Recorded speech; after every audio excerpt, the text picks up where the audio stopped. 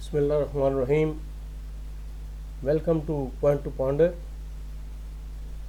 आज मेरी वीडियो है लव फॉर द कंट्री, यानी वतन से मोहब्बत के तकाज़े। इसमें मैं कोई, अगर आप तस्वीर को देखकर ये फ़र्ज़ कर रहे हैं कि मैं आपको क़ायद आज़म के चंद फरमूदात बयान करूँगा या उनकी ज़िंदगी के कुछ वाक़यात पेश करूँगा या तारीख़ के कुछ औराक़ से कुछ मैं आपको पढ़ के सुनाऊँगा, तो ये ऐसा हरगिज़ नहीं है। ये तस्वीर तो मैंने ये लगाई है कि इस तस्वीर को आप ज़हन नशीन कर लें कि ये वो शख्सियत है जिसने हमें अपना प्यारा पाकिस्तान दिया है। अब हमारी क्या ड्यूटी है, ये मैं अगली जो तकरीबन 6 स्लाइड्स हैं इसमें बयान करूँगा। और पहली स्लाइड है I will not do my private work in official time. ये 1985 में जब मैं क्रैनफील्ड यूनिवर्सिटी यूके में एमएससी इंजीनियरिंग का थीसिस कर रहा था, तो थीसिस मुकम्मल करने के बाद उसकी टाइपिंग के लिए मुझे एक प्रोफेसर साहब की सेक्रेटरी थी, उनसे कांटेक्ट करना पड़ा। तो उन्होंने जब थीसिस टाइप कर दिया, मेरे सुपरवाइज़र ने उसको देखा तो उसमें 2-3 मिस्टेक्स थीं। प्रोफेसर साहब ने कहा सुपरवाइज़र साहब ने कि आप ये मिस्टेक करेक्ट करा के तो इसको जमा करा दीजिए। तो मुझे अच्छी तरह याद है कि मैं उनके पास, सेक्रेटरी के पास 12:55 पे, यानी 1 बजने में 5 मिनट कम पे पहुंचा और मैंने कहा जी ये मेरी मिस्टेक्स जो हैं वो करेक्ट कर दें। उन्होंने मुझे कहा कि can you wait outside in the waiting room for 5 minutes. तो मैं वहाँ पे बैठ गया, हालांकि वो कोई काम नहीं कर रही थी और उनके जो प्रोफेसर साहब थे वो छुट्टी पे थे। तो 5 मिनट के बाद मैं जब उनके पास गया 1 बजे, तो उन्होंने 2-3 मिनट लगाए और मेरी वो मिस्टेक्स उन्होंने करेक्ट कर दी। तो जब थीसिस मैंने ले लिया तो मैंने उनसे पूछा कि आपने 2-3 मिनट में ये सारी मिस्टेक करेक्ट कर ली हैं, लेकिन मुझे आपने 5 मिनट वेट कराया है, क्यों? तो she said look 12:55, that is 9 to 1 and then 2 to 5 is the university time. 1 to 2 is the lunch break. That is my time. Whether I take lunch, I play or sleep or do my private work. You came at 12:55. I never wanted to do my private task in university time because I am paid for that. तो कहने का मतलब ये है कि जब मैं उन्होंने ये कहा कि आपने मुझे 5 मिनट वेट क्यों कराया, तो उन्होंने कहा कि 9 से 1 और 2 से 5 ये यूनिवर्सिटी का टाइम है और आप 12:55 पर आए हैं, लिहाजा मैं यूनिवर्सिटी के टाइम में आपका काम नहीं कर सकती थी। 1 से 2 तक मेरी लंच ब्रेक है, इसमें मैं लंच कंज्यूम करूं, सो जाऊं, खेलूं या कोई अपना प्राइवेट काम करूं। तो अब आप खुद अंदाज़ा लगा लें कि उन लोगों ने तरक्की क्यों की है। अपने आप से मुआवजा कर लें, अपने गिरेबान में झांकें, शायद कि तेरे दिल में उतर जाए ये बात।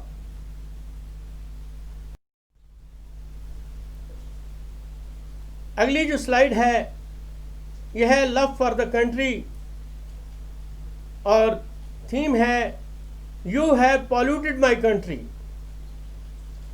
ये तस्वीर थाईलैंड की एक यूनिवर्सिटी की है। हमारे एक दोस्त वहाँ पे एमएससी इंजीनियरिंग करने के लिए गए, तो वहाँ पे स्टूडेंट्स का एक ग्रुप था जो आपस में दोस्त बन गए। 3-4 वो सारे क्लास फेलो थे एक उनमें लड़की थी।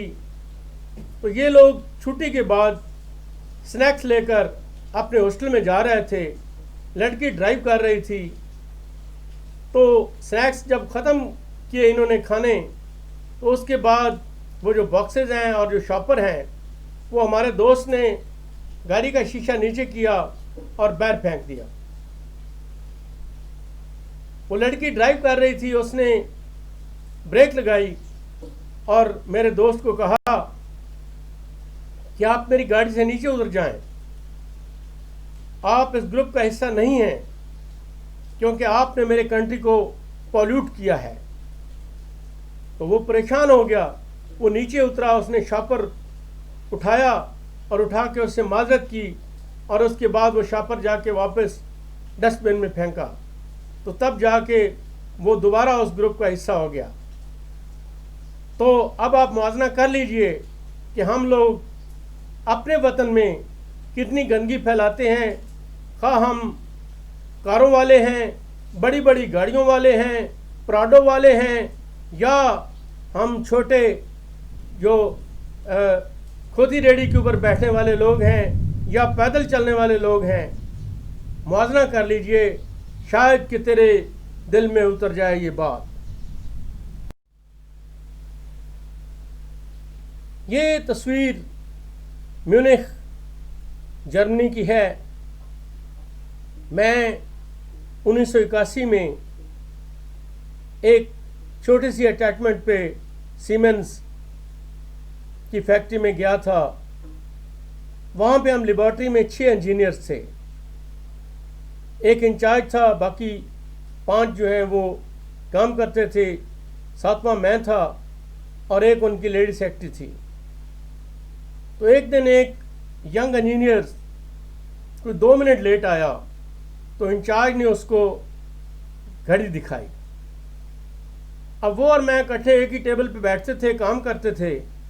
तो उसने मुझे कम से कम 4 दफ़ा या 5 दफ़ा दिन में कहा, look I have been shown watch today, क्योंकि उसका ज़मीर उसको मुलामत कर रहा था कि मुझे आज घड़ी दिखाई गई है। तो आखिर पे मैंने उसको कहा कि अगर ऐसी बात थी तो फिर आप लेट ना आते। बहरहाल उसके बाद वो चुप कर गया।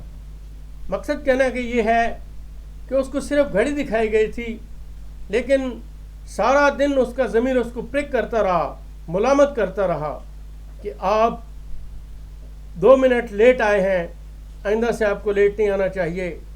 अब हम मुआवजा कर लें अपने लोगों के साथ या अपने साथ मेरे समेत कि हम क्या हैं, शायद कि तेरे दिल में उतर जाए ये बात। अगली जो तस्वीर है वो है नो कंप्रोमाइज ऑन क्वालिटी। ये एक लंदन की आर्ट फैक्ट्री की तस्वीर है, आर्ट गैलरी की तस्वीर है, सॉरी। इसका इफ्तिताह 1984 में प्रिंस चार्ल्स ने किया था। तो इसका कोई स्टैंडर्ड कंस्ट्रक्शन का बेहतर नहीं था। तो प्रिंस चार्ल्स ने ये ऑर्डर दिया कि इसको डिमोलिश किया जाए और इसकी जगह पे नई आर्ट गैलरी जो है वो बनाई जाए, और उसका जो टोटल खर्चा है वो यही फर्म देगी जिसने ये पहले फैक्ट्री ये गैलरी बनाई है। तो उसके ऊपर जैसे हर जगह पे होता है, मीडिया में, टेलीविज़न के ऊपर, प्रेस में काफ़ी बहस शुरू हो गई कि जी नहीं, ये तो फैक्ट्री ये जिस फैक्ट्री ने बनाई है, जिस फर्म ने बनाई है, ये बैठ जाएगी, इसलिए इनको जुर्माना कर देना चाहिए। किसी ने कहा जी इसकी लाइफ कम कर देनी चाहिए, किसी ने कहा इनको डेविएशन देनी चाहिए, वगैरह वगैरह। लेकिन प्रिंस ने कहा कि नहीं, इसको डिमोलिश करना चाहिए, क्वालिटी के ऊपर कोई कंप्रोमाइज़ नहीं हो सकता। तो अब आप अपने मुल्क में देख लें और कंपेयर कर लें कि हम किस जगह पर कौन सा प्रोजेक्ट है, हाँ वो सड़कों का प्रोजेक्ट है, पुलों का प्रोजेक्ट है, जो दरिया के इर्द गिर्द बंद हैं उनका प्रोजेक्ट है, कोई पावर प्रोजेक्ट्स हैं, तो उनके ऊपर हम क्वालिटी को कितना ख्याल रखते हैं, ये आप अपना मुआवजा कर लीजिए। शायद कि तेरे दिल में उतर जाए ये बात।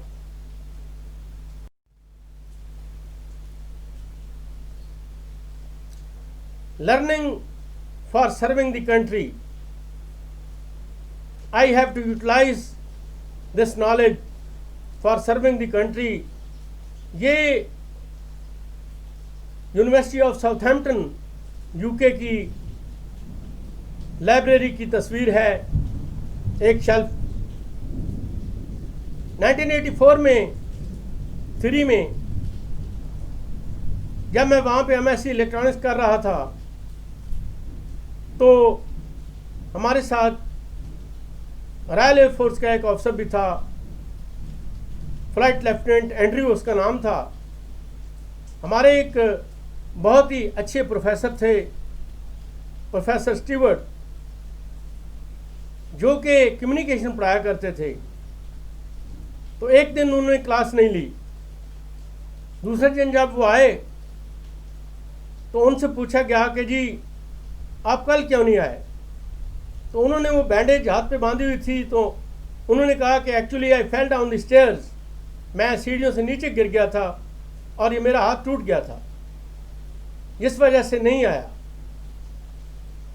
तो एंड्रयू ने, फ्लाइट लेफ्टिनेंट एंड्रयू ने स्ट्रेट पूछा कि when will you take the makeup class, यानी आप जो कल क्लास आपने मिस की है वो आप कब लेंगे।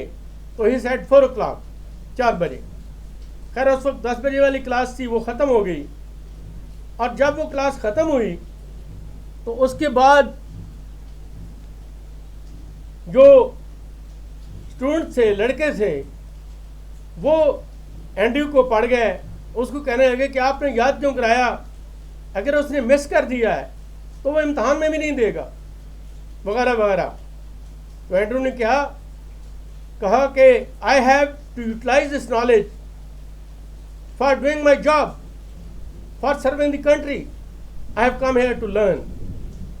अब आप खुद अंदाज़ा लगा लें कि हम लोग यूनिवर्सिटी में डिग्री लेने के लिए जाते हैं, अपना CGPA बेहतर करने के लिए जाते हैं, या हम इल्म हासिल करने के लिए जाते हैं ताकि हम बाद में जिस भी शोबे से हमारा ताल्लुक़ है उसमें हम जाएं और अपना काम तनदही से कर सकें और अपने मुल्क की खिदमत कर सकें। शायद कि तेरे दिल में उतर जाए ये बात।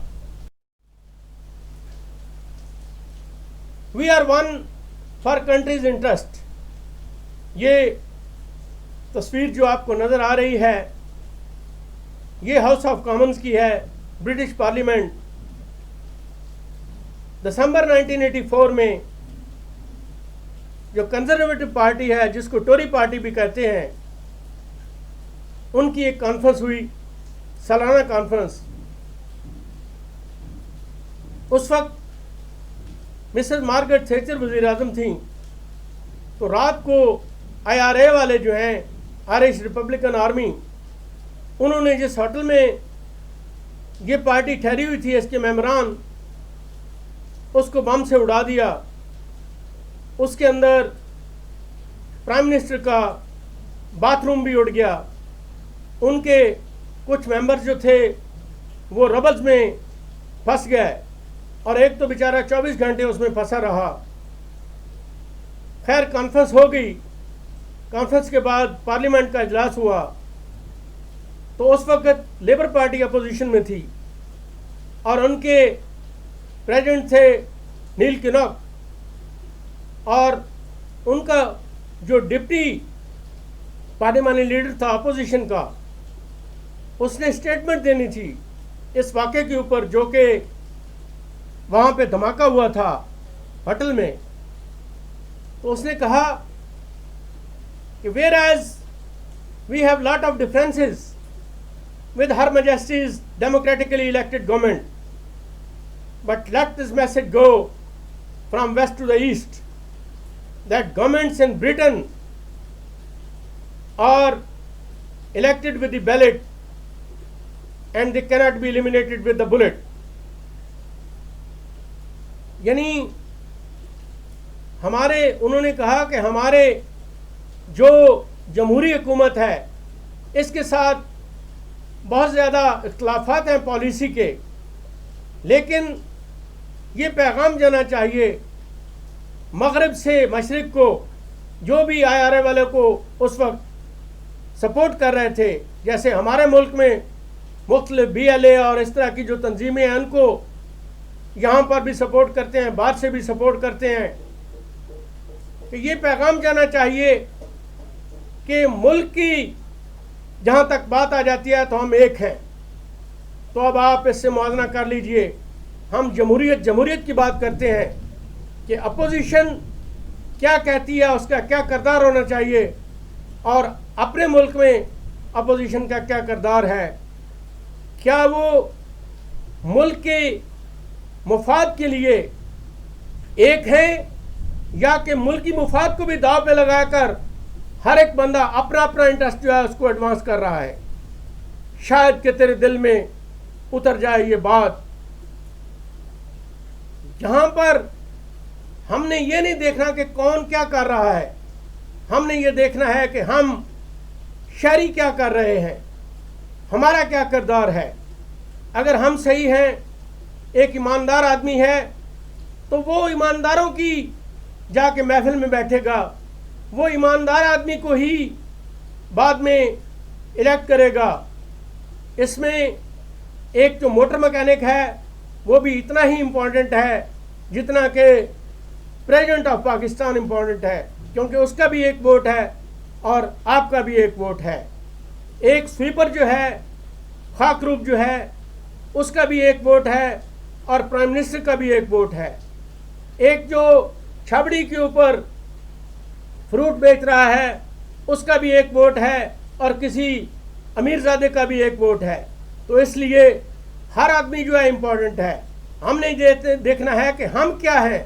हम रोज़ाना तनकीद का निशाना बनाते रहते हैं, फलां ने ये कर दिया, उसने ये कर दिया, इसने ये कर दिया।